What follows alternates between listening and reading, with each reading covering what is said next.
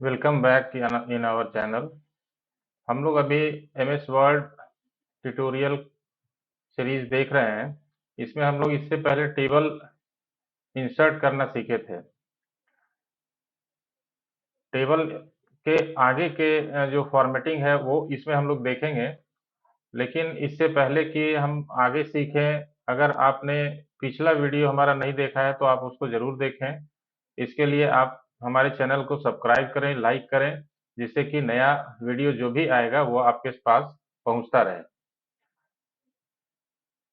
हम लोग यहाँ पर टेबल के अंदर जो बेसिक फॉर्मेटिंग है वो हम लोग सीखेंगे। उसमें कैसे शेडिंग देना है, किस तरह से टेक्स्ट अलाइन करना है, किस तरह से रोज इंसर्ट करना है, कॉलम इंसर्ट करना है, और किस तरह से इसको विंडो में फिट करना है या कंटेंट से फिट करना है, सॉर्टिंग करना है, ये सारा चीज सीखेंगे।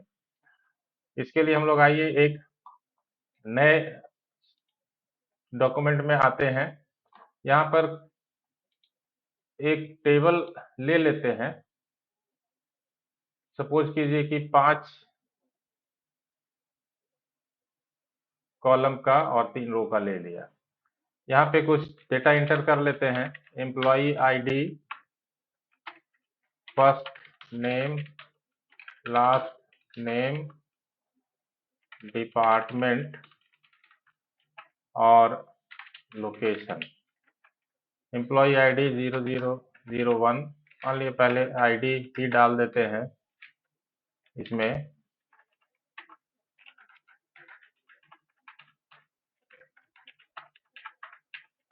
005, और इसके बाद कुछ डेटा और इंटर कर लेते हैं। मान लीजिए Donald Samuel, department finance, Bangalore.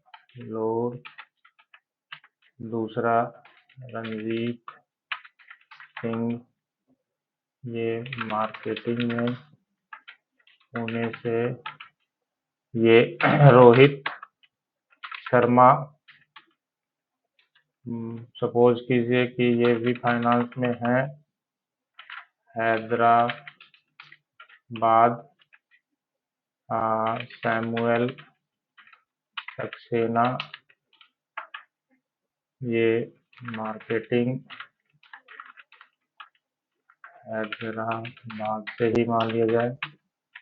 ये शीतल प्रसाद, सपोज कीजिए ये आईटी से हैं और ये दिल्ली से हैं। यहाँ पे अब इंसर्ट कर देते हैं और भी थोड़ा सा डेटा। मान लीजिए संतोष कुमार, ये फाइनेंस, और ये सपोज के लिए पुणे से हैं। एक और डेटा डाल लेते हैं। संजीत मल्होत्रा, ये आईटी से और ये भी पुणे से है। इतना डेटा डाल लेते हैं, कुछ कॉलम रोज इंसर्ट कर लेते हैं। अब यहाँ पर हम लोग इतना तो टेक्स्ट एंटर करना वगैरह वगैरह सीखा था हमने। अब यहाँ पर हम लोग शेडिंग थोड़ा सीख लेते हैं। इस कॉलम को सेट करना है। जैसे ही टेबल इंसर्ट किए थे डिजाइन में और लेआउट, ये दो मेनू हमारा खुल गया था। डिजाइन में जाएंगे और यहाँ पर इसको पूरा सेलेक्ट कीजिए। शेडिंग डालेंगे, कोई शेडिंग मान लिया हम लोग, ये शेडिंग रख लिए। शेडिंग के अनुसार इसका फॉन्ट कलर भी बदलना पड़ेगा, इसलिए फॉन्ट कलर भी बदल लेते हैं। मान लीजिए ये फॉन्ट कलर कर देते हैं और इसके बाद इसमें शॉर्ट ये कर लेते हैं, इसका अलाइनमेंट सेंटर सेंटर अलाइनमेंट कर लेते हैं। इस हेडिंग का रो हाइट बदलना चाहते हैं, रो हाइट बदल लीजिए। यहाँ से रो हाइट बदल लिए। इसका थोड़ा सा फॉन्ट साइज भी बढ़ा लेते हैं। होम में गए, फॉन्ट साइज बढ़ा लिए। ये सारा फॉर्मेटिंग हम लोग यहाँ से इसमें कर लेते हैं। इसके बाद इसके लिए फॉर्मेटिंग करना है। सेलेक्ट किए, डिजाइन में जाइए, शेडिंग में जाइए और सपोज कीजिए ये कलर इसका हम लोग सेलेक्ट कर लिया। इसका भी अलाइनमेंट कर लेते हैं, सेंटर अलाइनमेंट कर लेते हैं, सेंटर टॉप कर लेते हैं, और इन सभी रोज का भी हाइट थोड़ा बढ़ा लेते हैं हम लोग। ये हाइट बढ़ा लिया। इसके अलावा ये सभी डेटा का भी हम लोग अलाइनमेंट कर लेते हैं, सेंटर अलाइनमेंट कर लेते हैं इसका भी।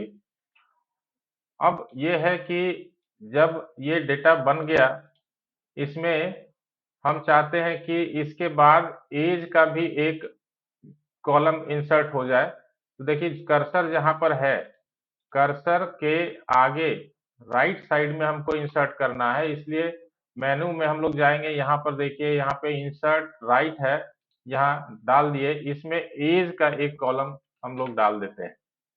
एज कुछ डालते हैं, 45, 37, 38, 25, 29, 42, 41 ये डाल दिया। अब इसका भी फॉर्मेटिंग करना है, तो सबसे पहले तो ऊपर वाले का फॉर्मेटिंग करेंगे। इसमें था सेंटर, सेंटर का था, और बाकी नीचे वाले का सेंटर है। ये तो सेंटर अलाइनमेंट है ही। अब हम चाहते हैं कि ये जो डेटा है ये सॉर्ट हो जाए, एज वाइज सॉर्ट हो जाए डेटा। तो सॉर्टिंग कैसे करते हैं टेबल में, जिस रो या कॉलम के, जिस कॉलम के अकॉर्डिंग हमको सॉर्टिंग करना है उसमें कर्सर रख देंगे और सॉर्ट में जाएंगे। आप देखेंगे कि सॉर्ट बाई में यहाँ पर पूरा का पूरा ये सेलेक्ट कर लिया है, और यहाँ पर किसके अकॉर्डिंग सॉर्ट करना है वो हम लोग यहाँ पहुंचेंगे। एज के अकॉर्डिंग सॉर्ट करना था, तो यहाँ पे एज सेलेक्ट करके ओके कर लेंगे। आप देखिए कि ये ब्लैंक शीट रोज को ऊपर कर दिया और एज वाइज सॉर्ट कर लिया। इसके अलावे अगर हम चाहते हैं कि डिपार्टमेंट वाइज सॉर्ट करना है, तो हम सॉर्ट में जाएंगे। कॉलम 5 देखिए अपने आप सेलेक्ट कर लिया है, पूरा डेटा सेलेक्ट कर लिए थे। ओके करें तो ये देखिए फाइनेंस एक जगह, आईटी एक जगह, मार्केटिंग एक जगह चला आया।